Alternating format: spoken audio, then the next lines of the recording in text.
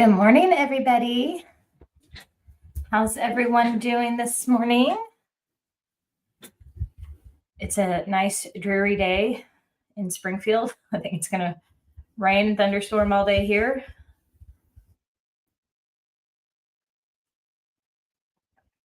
So I'll probably be spending the majority of the day here in the studio. Okay, so today we are talking about making mistakes.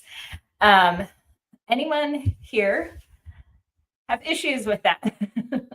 Anyone struggle with allowing yourself to make mistakes? I think all of this ties into obviously fear, because we're fearful of making mistakes, but I think it can also come in with trust. And whether that's trusting God and where He's leading you, whether that's trusting the process, I think it's our human tendency to want to control things. It makes us feel safe, right? But we can't really grow if we're always safe. You can only grow when you make yourself vulnerable, and making mistakes is part of that vulnerability. So today we're going to talk about 5 different reasons that making mistakes are good for you, and how to, this whole week we're talking about mindset, how to change your mindset and reframe your mind and how you think about mistakes. I want us to stop dreading them, to start stop thinking that they're bad, right? Like that's our connotation, is mistakes equals bad. Mistakes equals failure. And we really just have to change our mindset around that. So that's what we're going to talk about today. So I am actually going to start with a devotional this morning. I'm doing it from the same one I've been doing it from all week.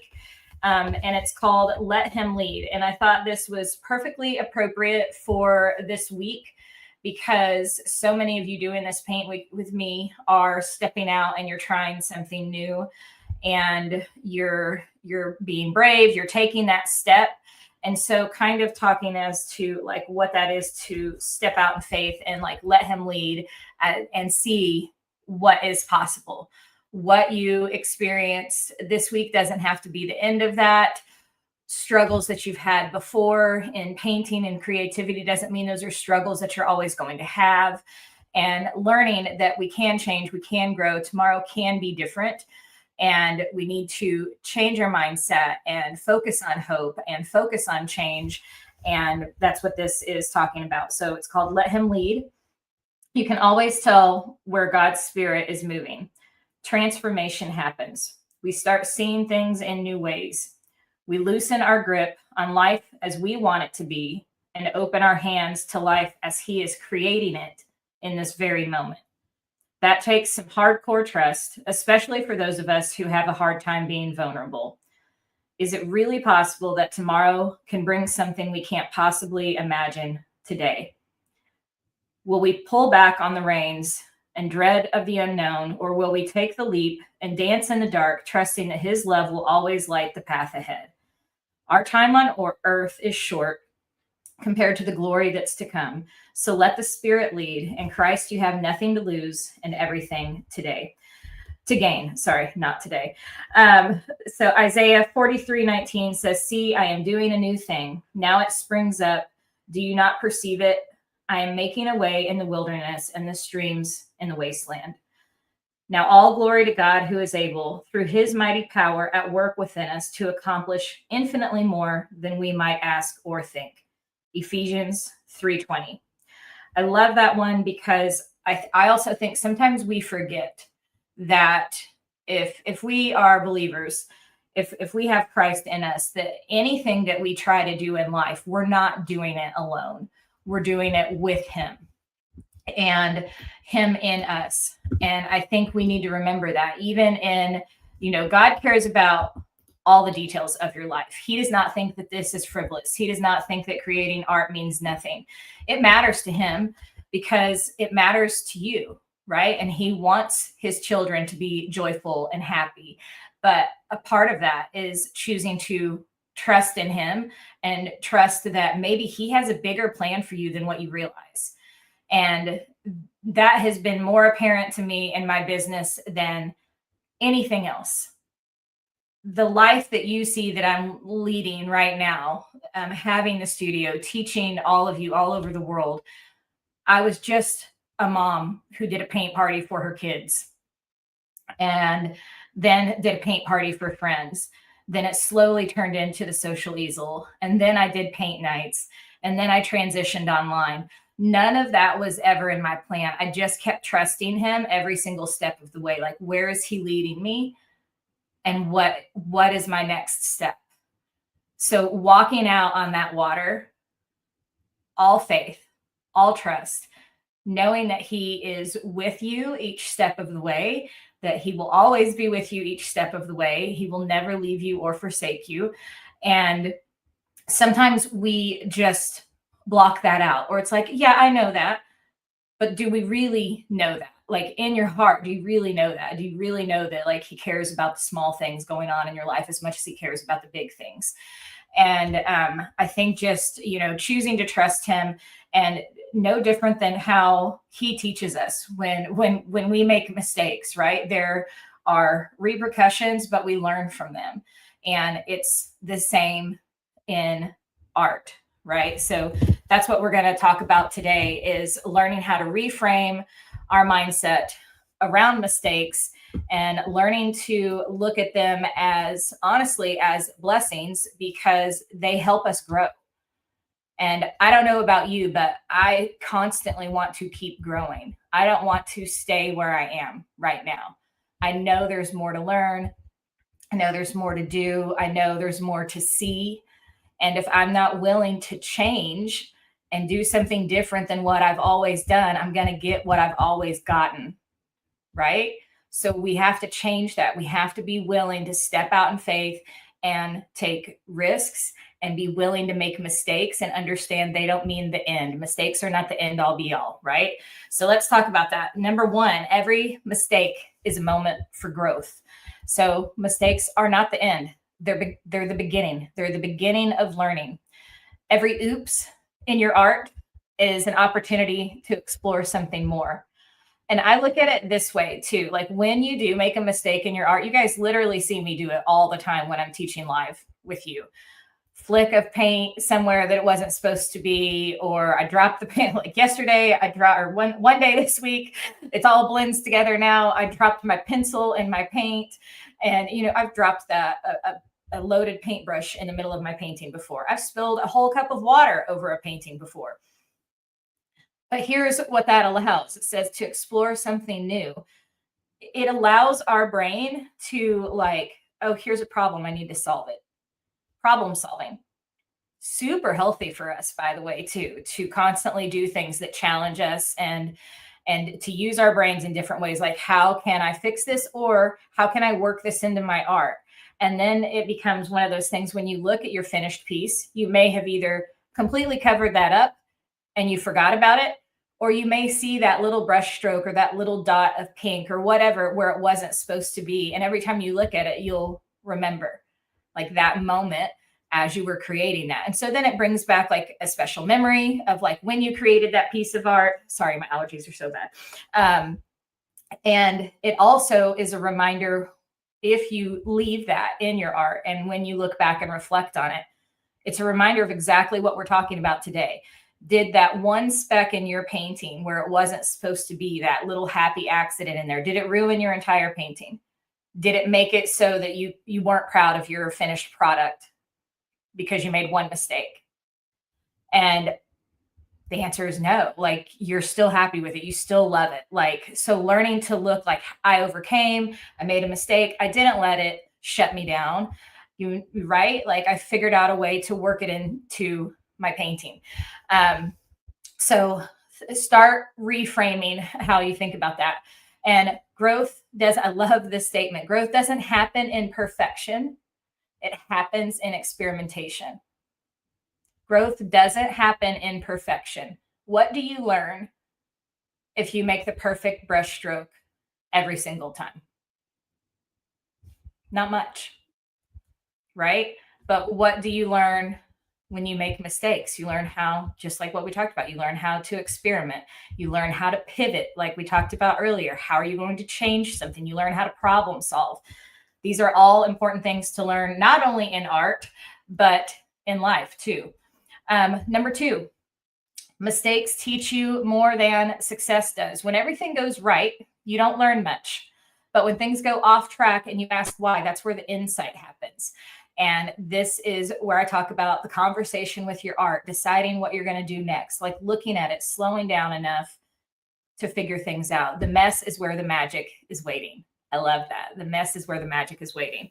So don't be afraid to be bold in your artwork. Don't be afraid to step out and try. Maybe you already have a style that you tend to paint. And maybe the way I teach is, pushing you out of your comfort zone. And you're like, I don't know. I'm usually like pretty tight and concise and I like things to be just the way they are. But Christy's like messy and loose and she's scribbling in her paint and like that makes me nervous. But I challenge you to just like go with it and see how that feels, because that's where the magic happens. And I say this all the time, like when you really let go in your art and you start looking at it like play and you start allowing yourself to be messy and relax and not try to be perfect at everything, that is where the magic happens.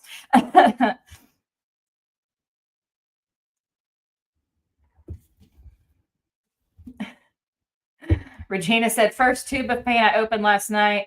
I squirted it out, had it upside down, paint all down my apron. Now I'm broken in. I'm officially an artist. And wasn't like, just embrace all that paint. I love getting paint on my hands. I love finger painting too.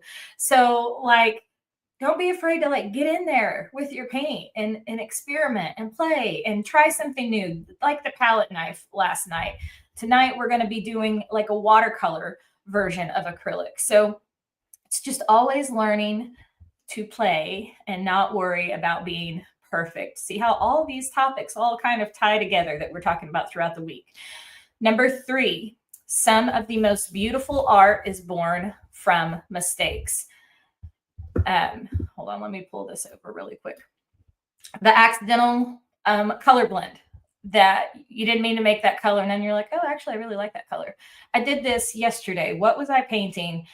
And I was like, oh, those colors together are actually really good. It was the dark blue that we've been using this week and that electric pink, that really pale pink from my set. It made the perfect like lavender color. And I was like, well, I've never mixed those two together before.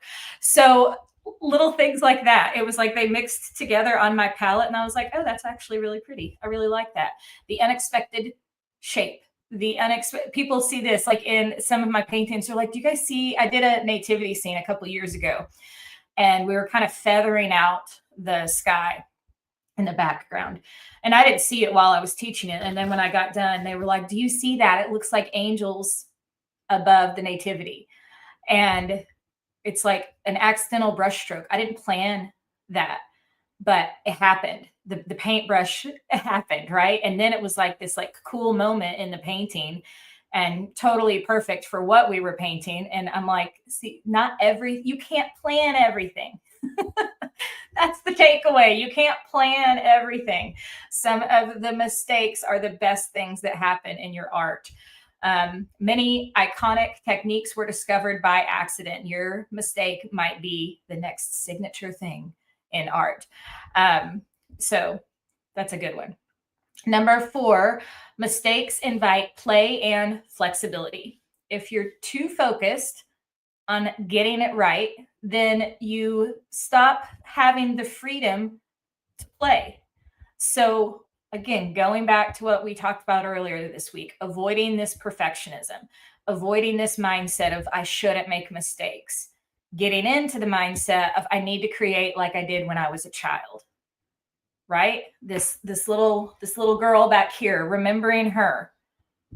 I even told my tribe sisters this a few months ago, I think, when I was telling that story. And I was like, find a picture of you when you were younger, when when we were all still dreamers, right? Whatever age that was for you, when you were excited about what was to come instead of being fearful. And have that picture of yourself. I have another picture of myself. I don't remember where I put it now, but it's me standing at my little Sesame Street easel when I'm like 4 years old. And I love it.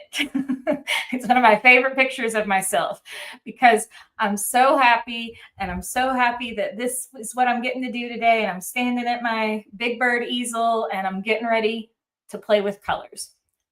That was all I needed when I was a little girl. So inviting that play back in. And you can't have that freedom, you can't have that play if you're always worried about getting it right. Okay? So let's let go of that focus of I have to get it right.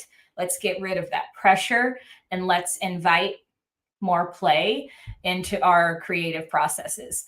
Mistakes teach you to loosen your grip and trust the process. And art becomes less about control and more about curiosity. And I love that one because sometimes I think we don't allow ourselves to be curious enough. Like, let's see what happens. This was also like, I loved art and I loved like science when we got to do like chemistry stuff and like mix two things together to see what would happen, right? Those were like my two favorite things. So I'm totally that person who I'm like, let's experiment, let's play, let's do this, let's see what happens. I'm a thrill seeker. I've jumped out of a plane before. Like I'm always like, what can we do? What's going to happen when we do it? That to me is exciting. I don't want to live a boring life. I don't want you guys to live a boring life, not because you don't have to do all the extreme things I do, but I mean that in saying don't stay in the box. That's what I mean by don't live a boring life. Don't try to be perfect. Perfect is boring. Be willing to step out and try something new and be a different version of who you are today. That you remind yourself that you're capable of change. You're capable of trying new things and finding new things that you love that you don't even know you love yet. So, just get back to that curiosity and the excitement of trying something new. And the final one is reframing mistakes builds your creative resilience. And this is so true. I mean, so basically, what I mean by that is the more you allow yourself to make mistakes in your art, the more you actually do trust the process. You no longer will like get to that point in your painting or make a mistake or mess up or get to a point where you don't like something. You're not going to look at it anymore and be like, I should just give up. I don't know why I tried to do this. Instead, you're going to be like, it's fine. It's fine. It's just a mistake. I know how to fix this. I'm going to trust the process. And then you remind yourself, it's just paint. It's just acrylic paint. If I don't like it, I can step away for 5 minutes. I can let this dry and I can paint over top of it again. Problem solved, right? Like it's not the end of the world. We need to start remembering, like, go ahead, think worst case scenario. What is, you guys tell me in the comments, what is the worst case scenario if you make a mistake in your art?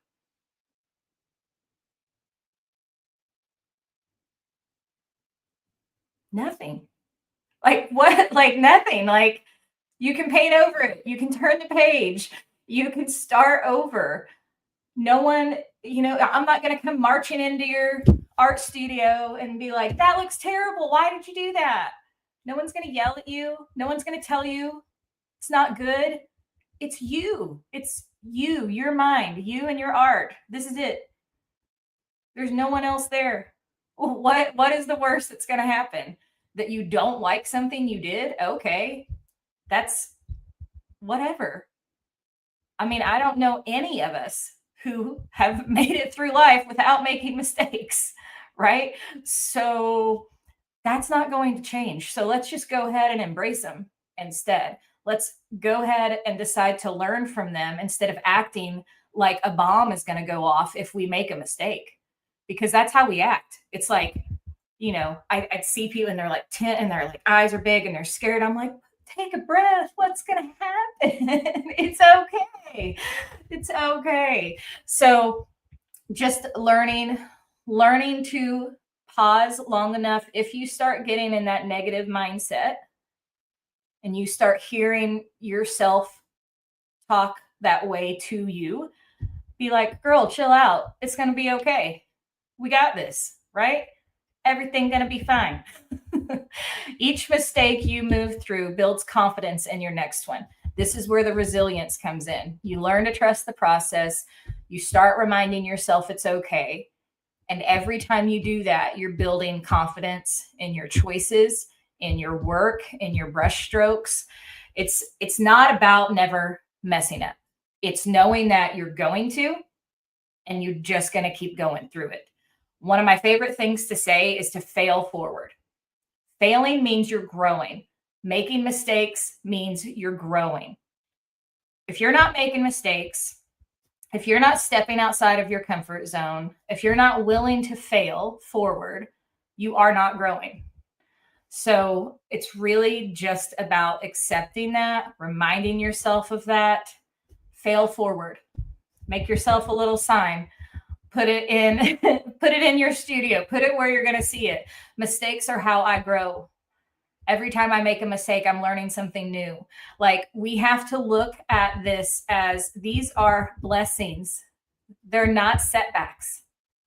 So let's change the way we think about it. Let's change the way we approach our art. And I think that you guys are going to be so much happier when you can let go of that fear of failing. And then also just realizing, we just talked about it, what's the worst that can happen?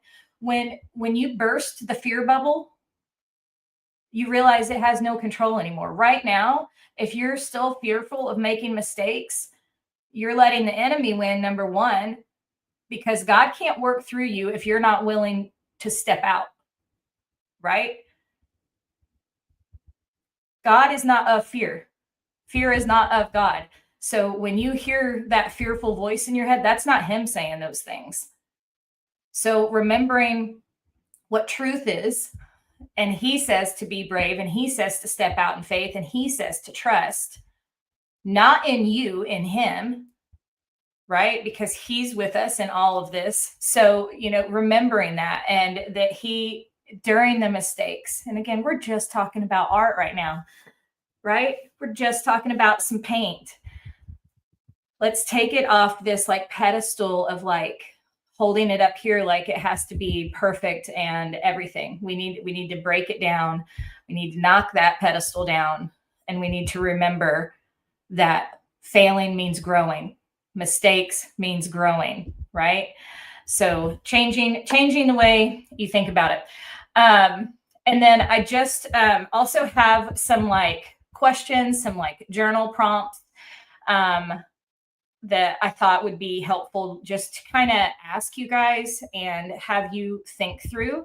And maybe even if you are a note taker, maybe even jot these down so that you can come back to them, when you start maybe getting in that headspace and you need that reminder.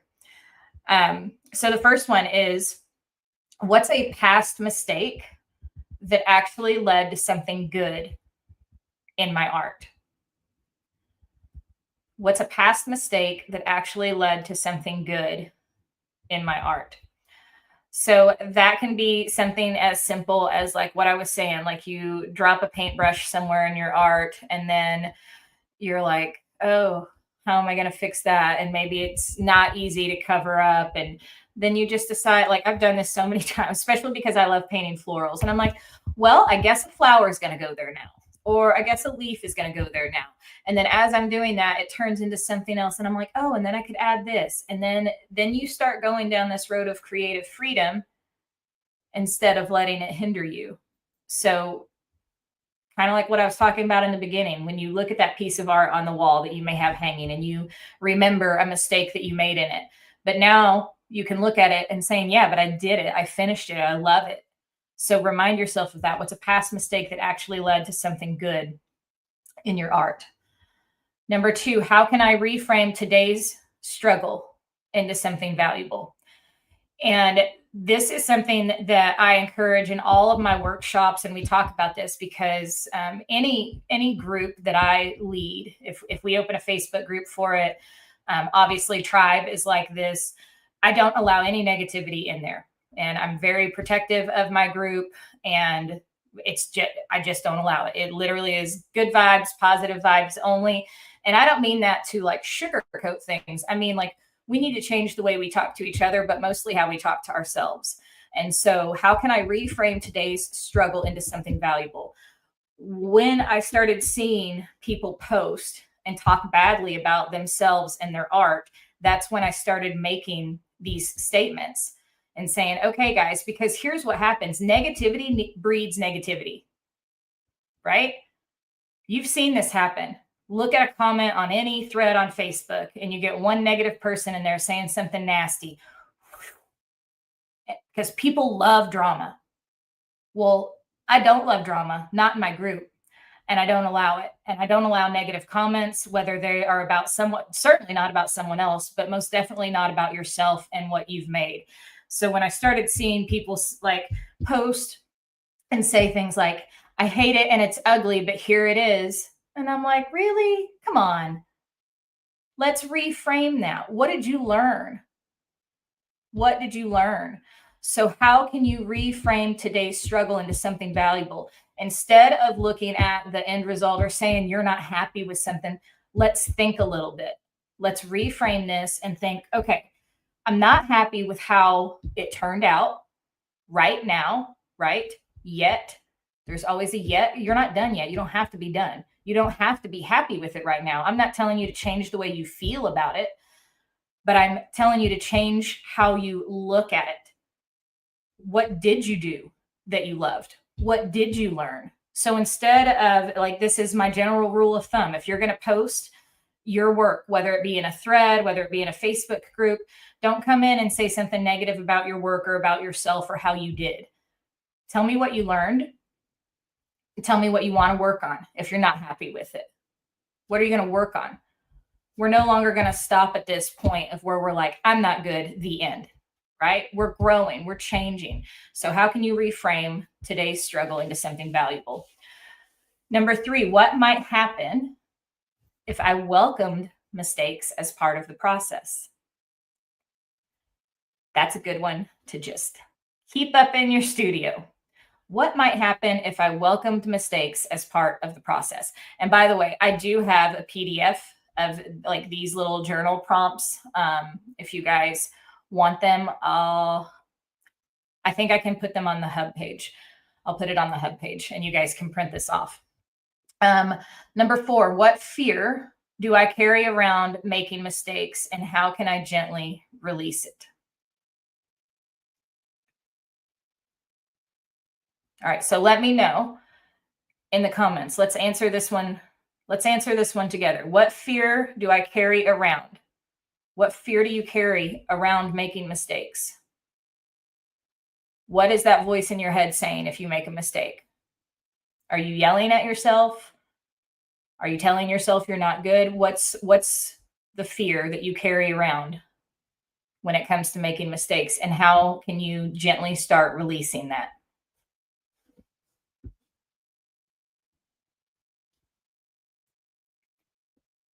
Susan said, part of my frustration is I have so little time to paint that I want it to be perfect the first time. So Susan, that's a huge one.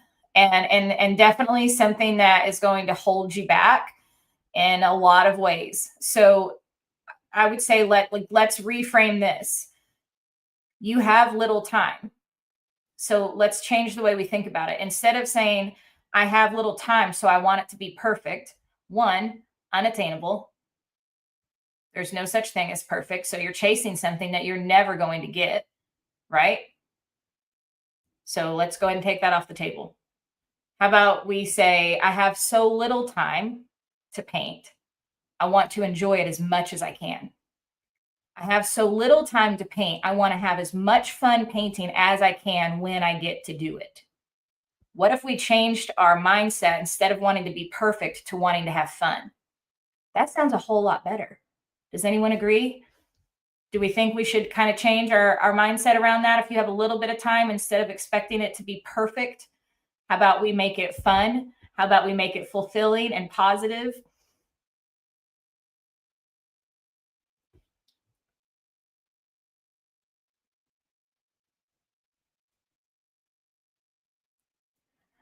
Um, okay, so Jan said one of her, so what we're talking about right now is what fear do you carry around making mistakes and how can you gently release it? So Jan said that it won't be good enough for people to see it. Okay, so this goes back to, and Nancy said the same thing. What others think, or will they accept it? Lori said the same thing. My fear is that I would not be accepted. Okay, so we're hitting on something here, right? Lori said that it's not going to be good enough. Susan said disappointing other people. Wendy said not good enough. Others are not going to like it. Carol said I worry about what others will think. Marcy said not good enough. I hear my parents in my head.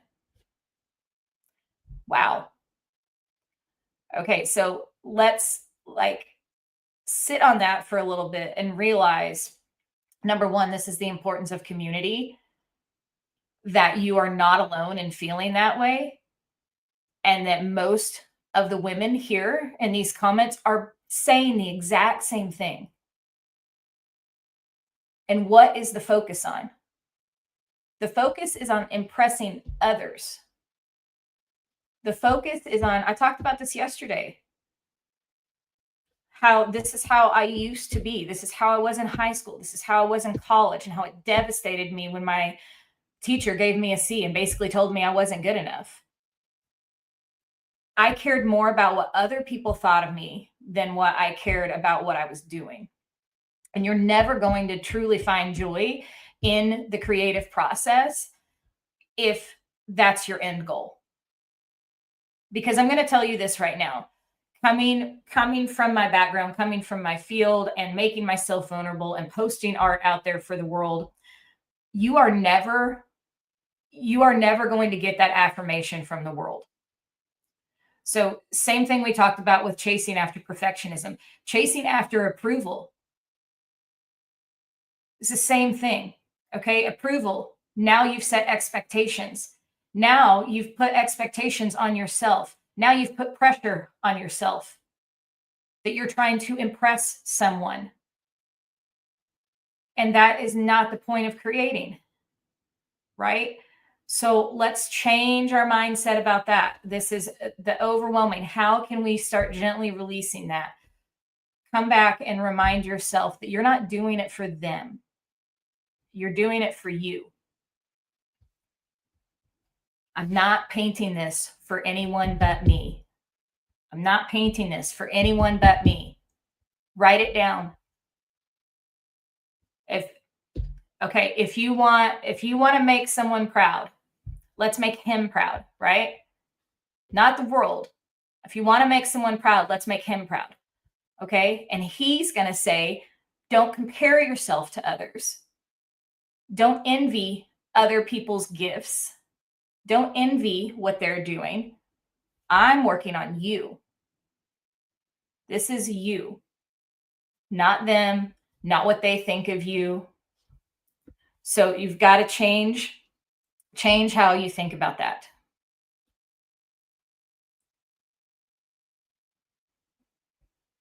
Yes, Jan said changing self-talk is so important. And, I feel like a part of this is like shifted in my business, and obviously teaching so many of you and hearing the same struggles, workshop after workshop, year after year. Those things are always going to be there for everyone. But we have to decide whether we're going to let those negative mindsets control us, whether we're going to let fear control us. So that is purposely, I could have done this paint week as I had done so many others over the last 7 or 8 years.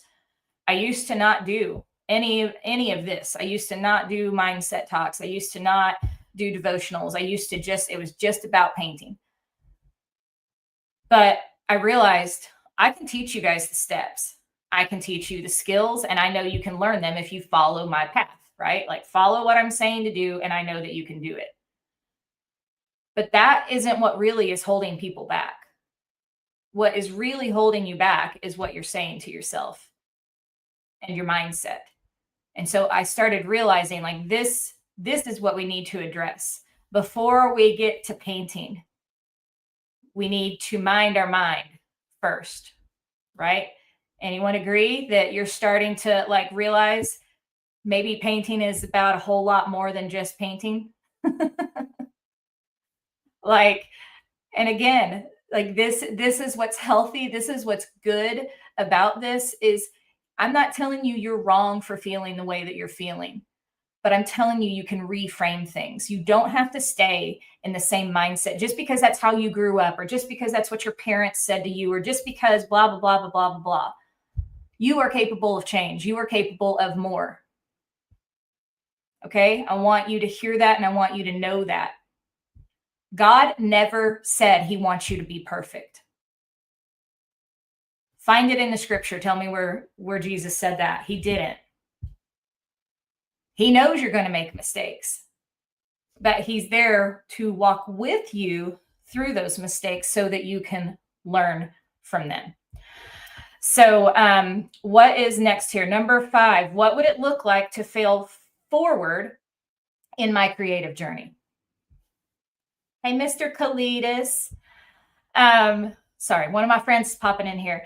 What would it look like to fail forward in my creative journey? So I want you guys to answer that too. Tell me what you think that would look like. Imagine you sitting down to paint and you now changed your mindset. You're like, wait, I don't have to believe those lies anymore. That's not true. I can do this. And if you don't trust yourself enough right now, then trust me, and trust that I have led thousands of other women just like you who now have proven to themselves that failing forward is how they found themselves in their art. Okay, so what would it look like to fail forward? Lori said, yes, it would be freedom and joy. Susan said freeing. Jan said pure joy. Tanya said to find joy in what I do is part of why I joined here. I love that. I love that. So imagine that version of yourself. Imagine that version of yourself that is no longer like, I'm not allowed to make mistakes, and instead comes in to your art space and you're like, let's do it. I'm not worried if I make mistakes today because I'm going to learn something. And guess what? If I mess up really bad, I've got this awesome group of ladies I can go talk to and vent and say, guys, help me through this. Help, give me reminders. Remind me what I should be saying to myself right now, instead of letting this negative energy consume me and consume what I'm trying to do. I love that, Robin. She said, I sign my artwork as GOD, glorifying our designer, because I don't feel like I can take credit when all the ideas and skills come from him. Amen. I feel the same way. Elizabeth said, being in this group has helped me so much as far as not trying to be perfect anymore. I didn't realize how much it was controlling my thinking about everything. And that is so true. If we're feeling this way in our creative space, imagine how we're letting that mindset carry over into the real world and our real life choices too. When you live in a space of fear, it's clouding and controlling everything around you. And you don't have freedom and you don't have joy. But when you trust him and you know he's got your back, and you're not relying on you anymore, because it's not just you, right? We don't have to be self-reliant because we can rely on Jesus, right? We have his power within us. So remembering those things.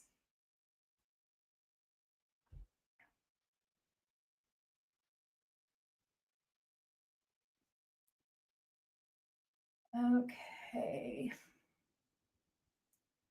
Susan said, can't help what you feel. It's about how to respond to those feelings is the key. Yes, that is absolutely true. Right? I've had to try to explain this to my husband. I have a lot of feelings. I can't control the way I feel about something. You can't control the way I feel about something, but we can change how we respond to those feelings. And again, sometimes that is just slowing down enough to allow ourselves to respond. Um, so going back to, I'm going to read some of these other ones. Like number 5, what would happen if you fail forward in your creative journey? Nancy said it would create freedom. Loretta said it would feel like success. Carol said it would be relaxing and fun and invigorating. Like this is why we want to create, right?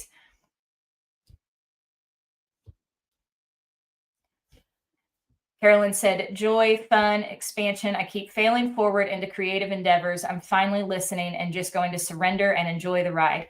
Yes, I'm throwing that one up. This is good. This is good.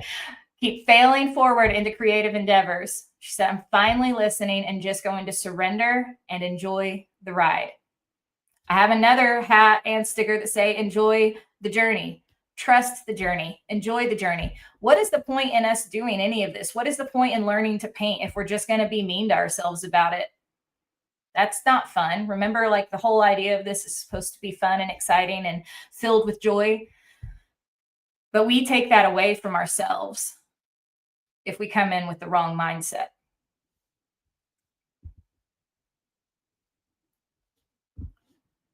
I'm glad you guys needed this today. I think we all see in the comments, I think everyone needed this today. And I mean, these are things, and I want to make this perfectly clear. I am not preaching this at you as if I haven't been in the exact same position as you. Still am sometimes, but now I know, just like she said up there, like I now know how to step back and adjust how I react to those feelings.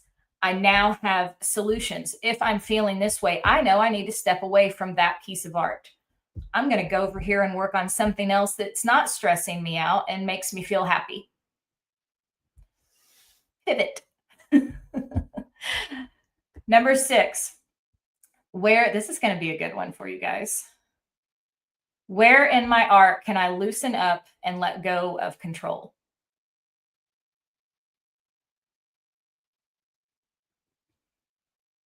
Every time you hold that brush and you start tensing up and your shoulders are up here and you're not breathing. Anyone can relate to any of those things? Because this is what I see when I used to teach in-person classes. We'd have some ladies who are just like, just painting away. They're having fun. And I look over at the lady next to her and she's just like frozen.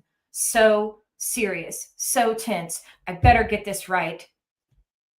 Right?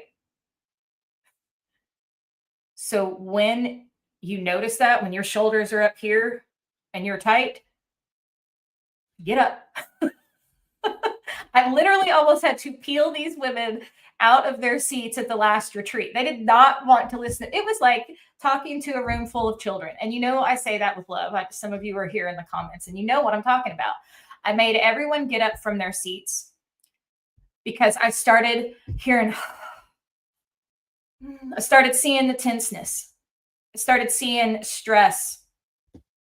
And I was like, okay, we're getting up. And they're like, no, I gotta do this brush stroke. And I'm like, no, get up, put your paintbrushes down and get up from your seats. We're going to walk around and we're going to go look at what all our friends are doing right now.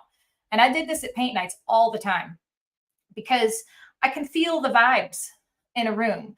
When you're the teacher at the front of the room, and if I have any teachers in here, you know what I'm talking about. You feel the vibe in the room. You can feel energy shift. And it's either fun and music's playing and people are having a good time and laughing and painting. They're not stressed. Or it goes to like intense quietness and everyone's taking it way too serious. And not to say you can't be serious and slow down and like do things like that in your art, but there's a difference between being serious and being tense and stressed and like feeling like it has to be perfect, right? So the reason I have people get up from their seats and peel them away from their paintings is because I know what it will do for their head.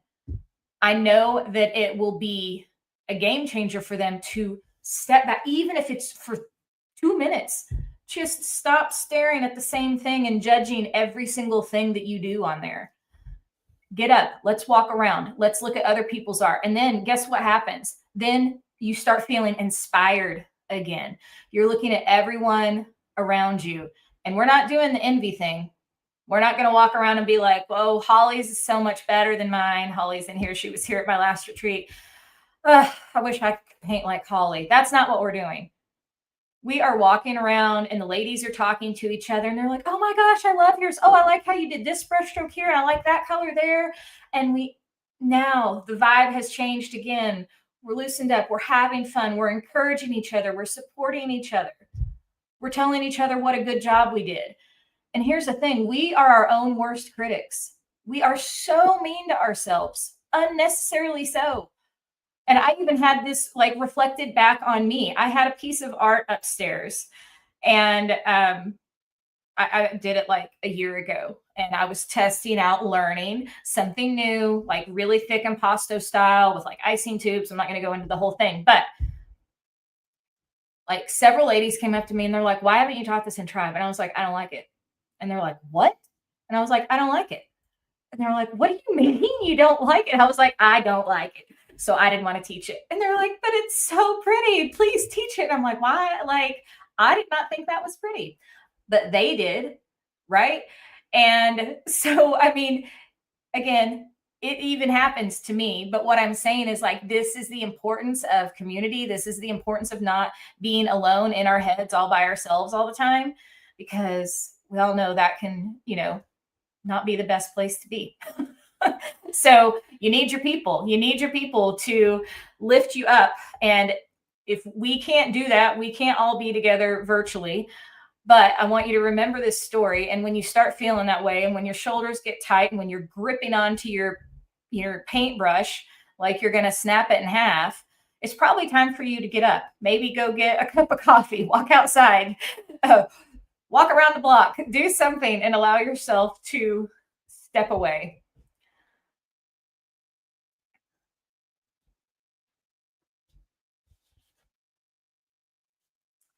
Leanne said, my biggest problem is that I need to set undisturbed amount of time to paint. Whenever I try to paint, it's like our kids and grandkids need something at that very moment. Yes. So you do.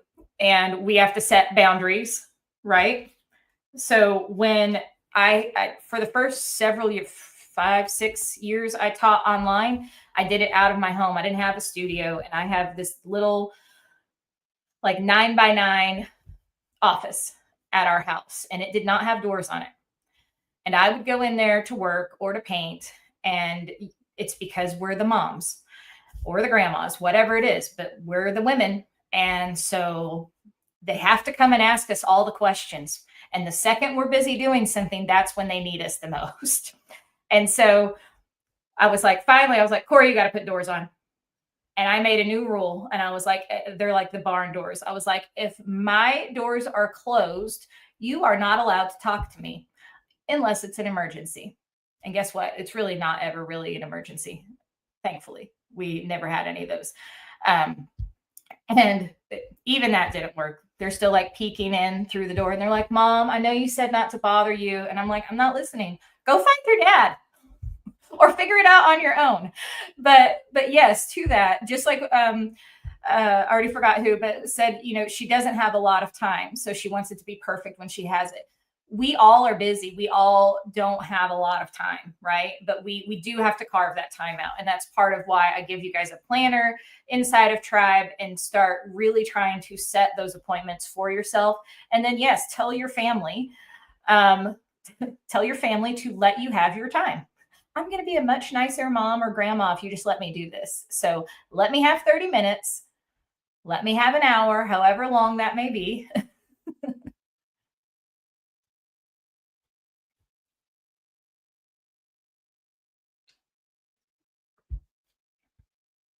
Yes, Claudia said, I found that you get a whole new perspective if you look at the painting from a little distance.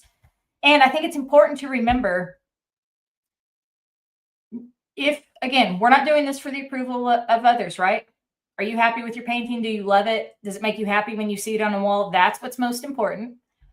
But yes, sure, you want when people come to your house, like, oh my gosh, did you paint that? But let me tell you what they're not going to do. They're not going to come up to it like this, and they're not going to see all those things that you see. They're not going to look at it and try to pick apart mistakes. That's what you do. That's what we do, because we're our own worst critics. So it's good to step back. This is where people are going to view it from, right?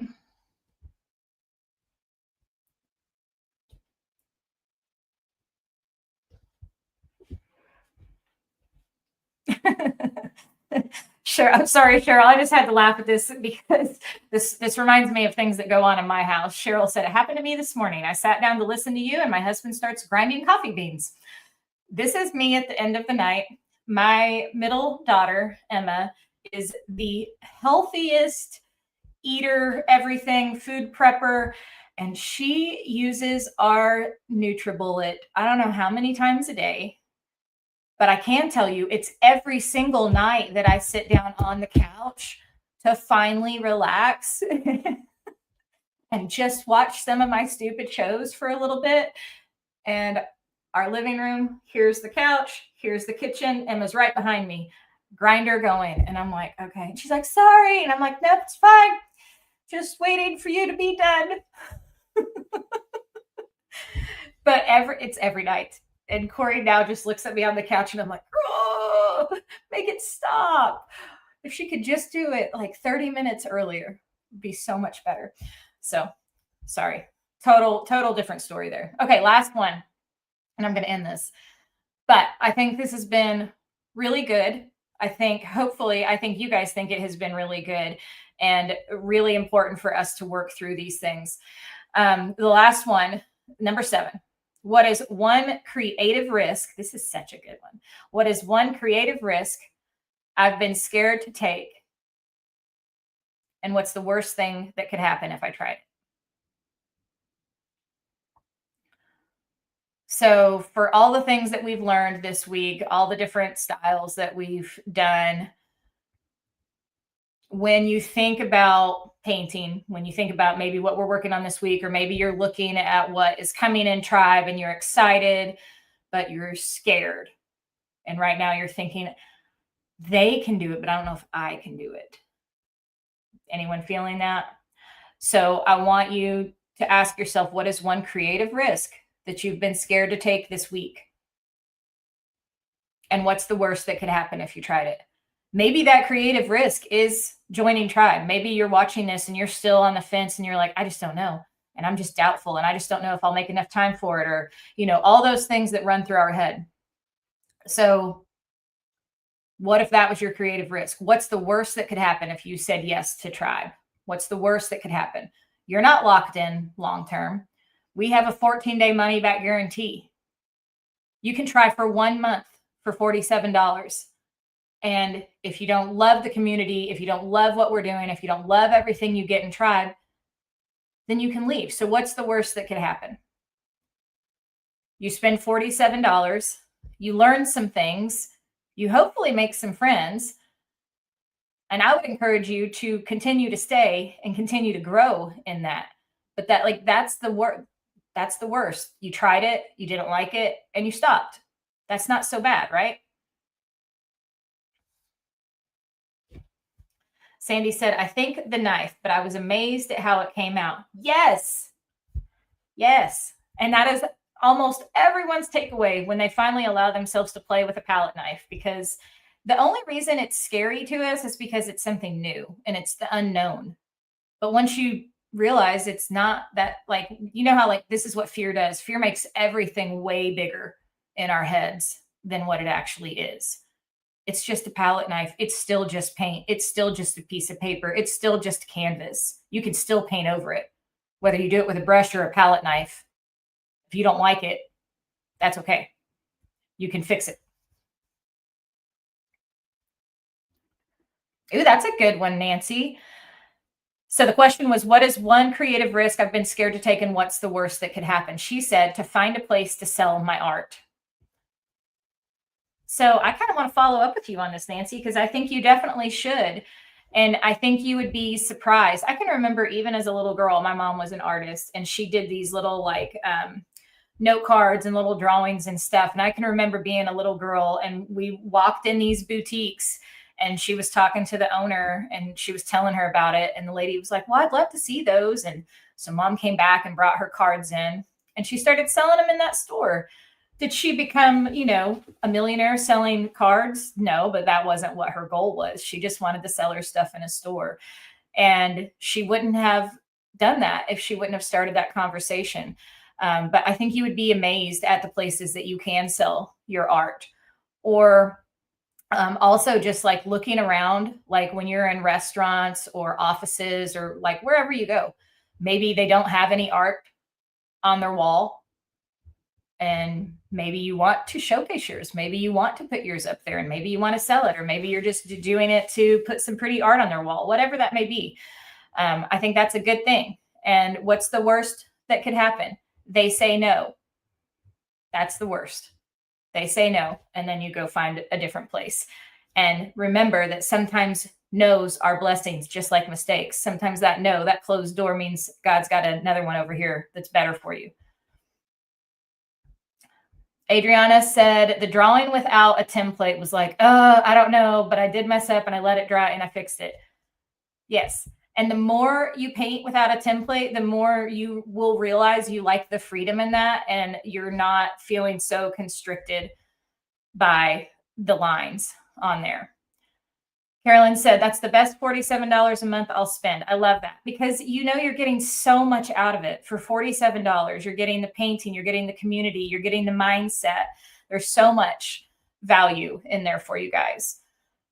Lori said, looking at what I'm going to be painting for my original in the masterclass. So Lori's in my masterclass. So that's her creative risk that she's been scared to take, is deciding what her original painting is going to be. Marcy said the palette knife, but I'm going to try it tomorrow. Awesome. Jan said to finish a commission piece that is watercolor because I'm afraid to mess up the skin tone and I'd have to start over. I just need to step over that line of fear. Yes, you got this. And if you're worried about messing up the skin tone, pull out your mixed media pad, pre-mix it on there. Know what color you're working with before you take it to your actual piece that you're working on. This is why I say mixed media pads are so important. This is how you practice. This is how you learn.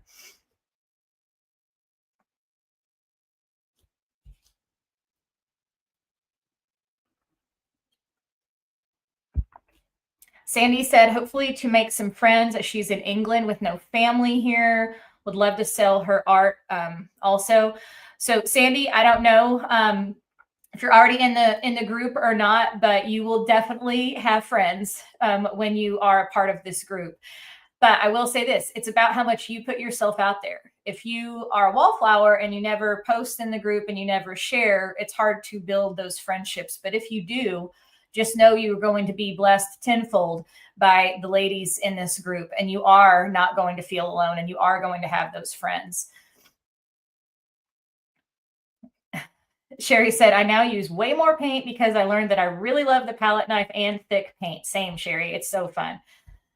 Elizabeth said, I have an antique booth and I finally put one of my paintings in there. Anita said, using the palette knife is a risk for me, but it let me see opportunity for the future. Thank you. Christy said, I love being a part of Tribe. The time I've spent painting with my friends and family is priceless. It's so fun.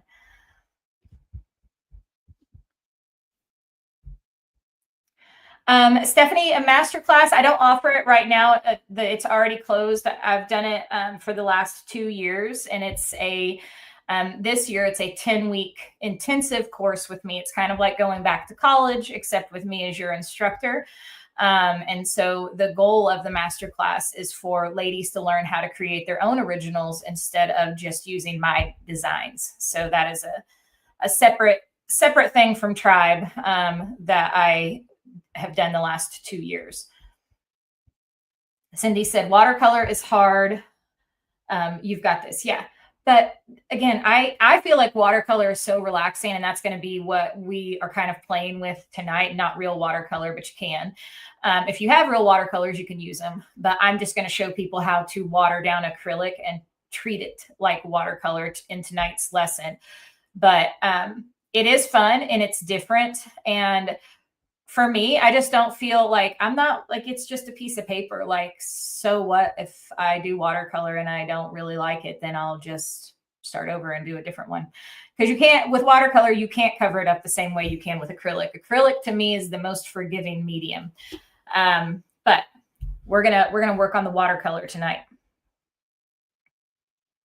Yeah, Rosella just said basically what I said. I'm more comfortable with acrylic paint because you can cover up mistakes. I'm going to have to force myself to start painting with watercolor. And and again, everything that we've talked about today, there are going to be mistakes because you're learning a new medium, and watercolor is completely different than acrylic.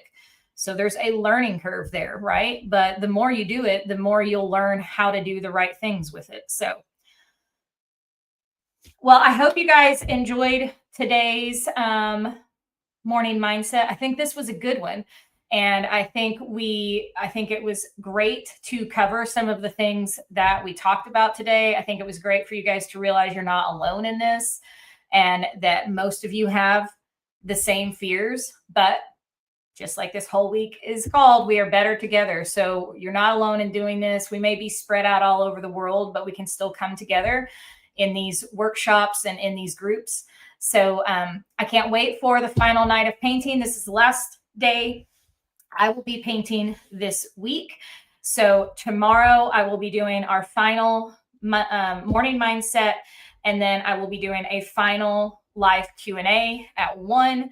And I will be going completely behind the scenes of Tribe. For any of you who are still on the fence, you haven't joined, tomorrow is the last day to get that big bonus. And you don't want to miss that bonus. It's like all the best paintings from my previous workshops, all bundled into one. So you get those when you join. So I'm going to be answering all your questions, all your concerns, show you inside our Facebook group, show you the library and the vault and everything that you get as a Tribe sister, and show you a behind the scenes of our community, of the fabulous women that are going to soon become your friends in this process. Yes, Patricia, I use mixed media paper all the time for watercolor. I typically don't paint on watercolor paper because it's more expensive, and I'm not like the watercolor that I'm usually playing with. It really is just for play. And if I like it, I can take my mixed media paper and I can frame it. But I don't like spending the money on watercolor paper when I'm not trying to necessarily create something that I know I'm going to frame, if that makes sense. But I will say this, watercolor paper does act differently than mixed media paper, but you can do it on both. Rosella, if you missed the paintings, we are extending the replays through Sunday, so through Mother's Day night. And then we are taking the hub page down, and the replays will go away unless you become a Tribe sister. So if you sign up for Tribe, they're being added to the vault, so you'll have continued access to them as a Tribe member. And then otherwise, they are going away at the end of Sunday. Okay, that's it, guys. I will see you tonight at 6. Thanks for hanging out with me this morning, and I'll talk to you later.